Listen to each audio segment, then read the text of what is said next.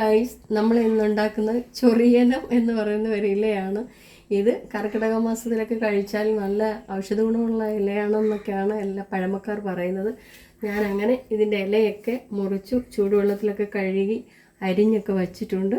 ഇതിന് ചേർക്കാനുള്ള സാധനമാണിത്: തേങ്ങ, വെളുത്തുള്ളി, പച്ചമുളക്, ശകലം ചുവന്ന മുളക് പൊടി, മഞ്ഞൾപ്പൊടി, ഉപ്പ്, വെളുത്തുള്ളി, ജീരകം ഇതെല്ലാം കൂടി ചേർത്ത് ഒന്ന് ചതച്ച് കൊണ്ടുവന്ന് വെച്ചിരിക്കുന്നതാണ്.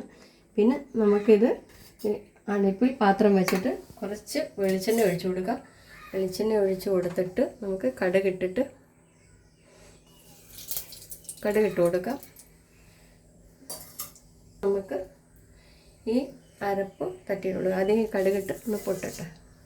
കറിവേപ്പില ഇടുന്നില്ല, ഇത് പച്ച ഇല ആയതിൻ്റെ പേരിൽ കറിവേപ്പില ഇടുന്നില്ല. നമുക്കിതൊന്ന് ഇനി നമ്മുടെ ചെറിയ ഉള്ളി അരിഞ്ഞത് ഇട്ട് കൊടുക്കാം. കടുക് കുത്തിയതിന് ശേഷം ഞാനിത് ഇട്ട് കൊടുത്തിട്ട് നമ്മുടെ ചതച്ച് വെച്ചിരിക്കുന്ന ഈ അരപ്പ് കൂടി ഇതിനകത്ത് ഇട്ട് കൊടുക്കാം.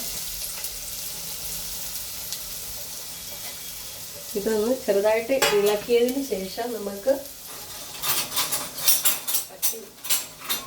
ഇളക്കി കൊടുത്തതിന് ശേഷം നമുക്ക് ഈ ചൊറിയനം എന്ന് പറയുന്ന ചീര ഇല വാരിയിട്ട് കൊടുക്കാം.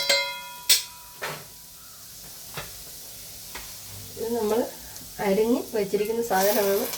ഇതൊന്ന് ചെറിയ ചൂട് തട്ടുന്നിടം വരെ അതൊന്ന് അടച്ച് വെച്ച് നമുക്ക് ആവിയിൽ വേവിക്കണം. വെള്ളമൊന്നും ഒഴിക്കണ്ട കേട്ടോ, നമ്മളിത് കഴുകിയെല്ലാം വൃത്തിയാക്കി വെച്ചിരിക്കുന്നതാണ്.